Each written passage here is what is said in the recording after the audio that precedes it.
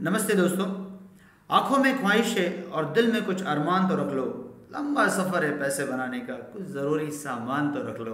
वापस एक बार मैं दीप गजबी आपका दोस्त आपके लिए लेके आया आज। Instead of so many times हम लोग आते हैं आपके पास म्यूचुअल फंड लेके, लेकिन आज आए आपके पास हम लोग IRFC का IPO लेके। नाउ ये IPO क्यों स्पेशल है? ये IPO में ऐसा क्या है जिसमें इस IPO में अपने पैसे लगाने चाहिए, या फिर इस IPO ये क्या है? IPO आपको पैसे बना के दे सकता है, नहीं दे सकता है? क्या वेल्थ क्रिएशन करके दे सकता है, नहीं दे सकता है? और ऐसी कौन सी क्या खास वजह है जिससे कि इस IPO के बारे में अपने सोचना चाहिए। आइए सफर पे चलते हैं। और कुछ जरूरी सामान रख लो, जो मेरा आखिरी का वर्ड था, ये जरूरी स्टॉक रख लो वेल्थ क्रिएशन में, ऐसा मुझे लगेगा। लेकिन उसके पहले I request one second, please join our channel Imperial Money, which will going to bring a lot of knowledgeable information for you so that you can make the amazing kind of wealth and good assets for yourself.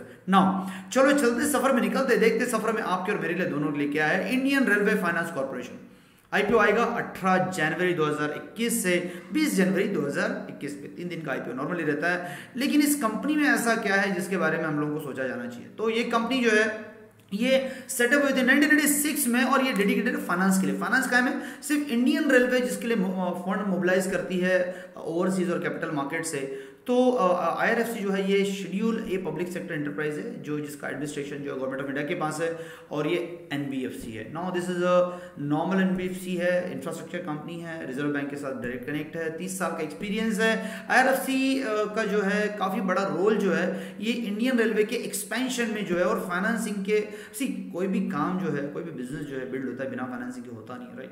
तो IRFC is a very very important arm of Indian railway, जिससे कि इनका expansion बहुत मजबूत तरीके से बड़ा हो। ना आते हैं IRFC का ओपन IPO आ रहा है 18 से लेकर 20 तारीख के बीच में।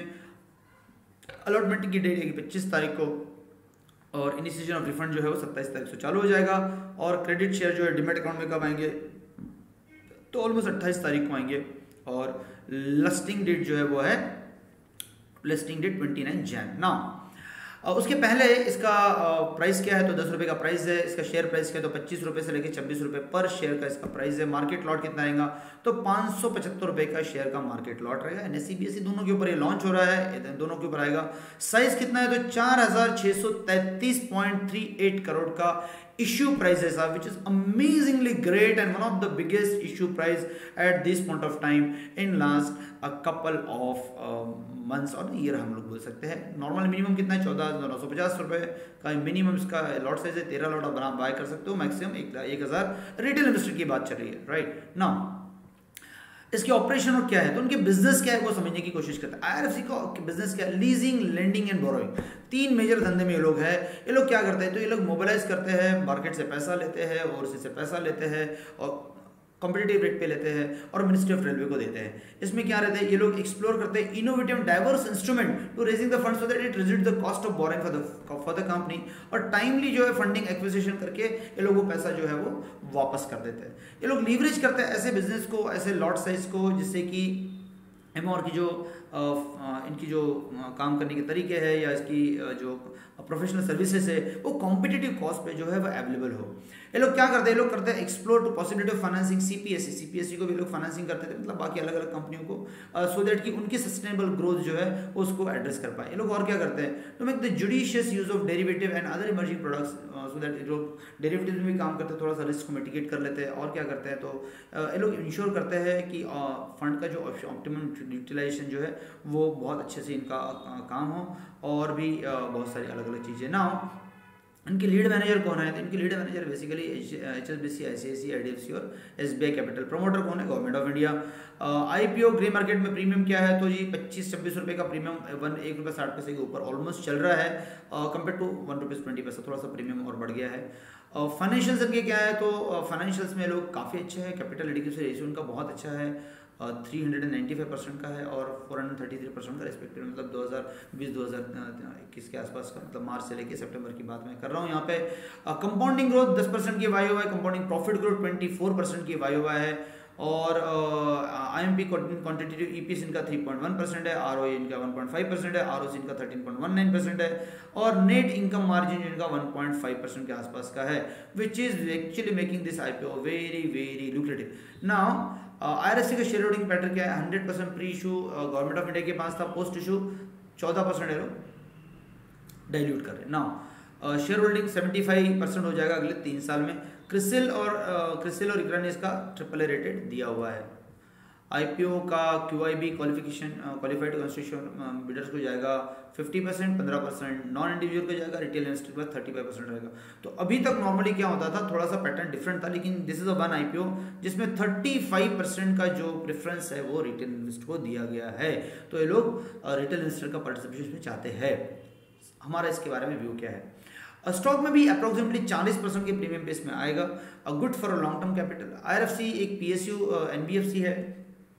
इसके अलावा अपॉर्चुनिटी बहुत अच्छी है रेलवे का। अभी भी there are so many things which is actually possible to railway.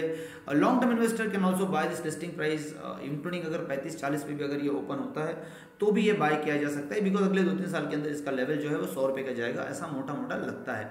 Now इसके पहले के जो प्रीवियस आईपीओ आए थे वो क्या थे? तो रीट्स का आईपीओ आया था जून में, 460 करोड़ इन्होंने लिए थे। इशू प्राइस था, आज का प्राइस जो चल रहा है उनका 270 रुपये। इशू प्राइस उनका 180 रुपये था, आज का प्राइस चल रहा है 270 रुपये। इरकॉन आया था, अगर आपको बता दो, इरकॉन का इशू प्राइस चूंकि 470 रुपये था, लेकिन बाद में स्प्लिट हो गया था और अभी 91 रुपीज़ चल रहा है, राइट। आरबीएनएल आया था 481 करोड़ का, और इनका इशू प्राइस था 17 से 19 रुपये के बीच में, लेकिन मार्केट प्राइस अभी चल रहा है 31 रुपीज़।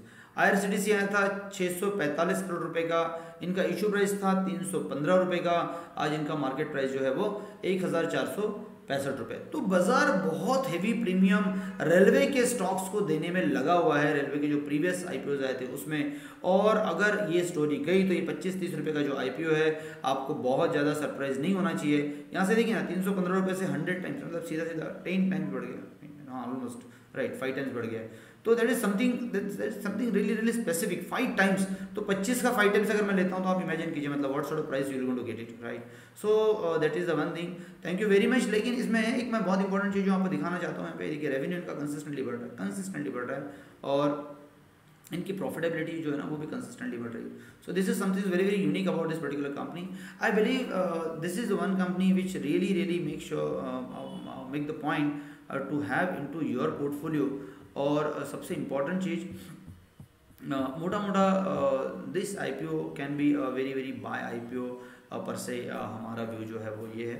बाकी तो आपको लगता नहीं लगता वो देखना पड़ेगा, लेकिन पोस्ट आईपीओ भी इसको लिखा दिया जा सकता है, there is no problem. Once again thank you very much for watching this video. और अगर इसके बारे में आपको कोई भी शक हुआ और कोई भी किंतु परंतु है, तो इस सफ़र में पैसे बनाने की या वेल्थ क्रिएशन करने के सफ़र में ये सामान ज़रूरी है, जो मैंने पहले मेरी लाइन बोली थी, तो ये आईपीओ ज़रूरी है। IRFC का हमको लगता है it's the part of your portfolio, around 3%, 4%, 5% के आसपास का आइदर प्री और पोस्ट आपके पोर्टफोलियो में रहना चाहिए। Thank you very much for watching once again this video. Welcome to meet you shortly. Thank you.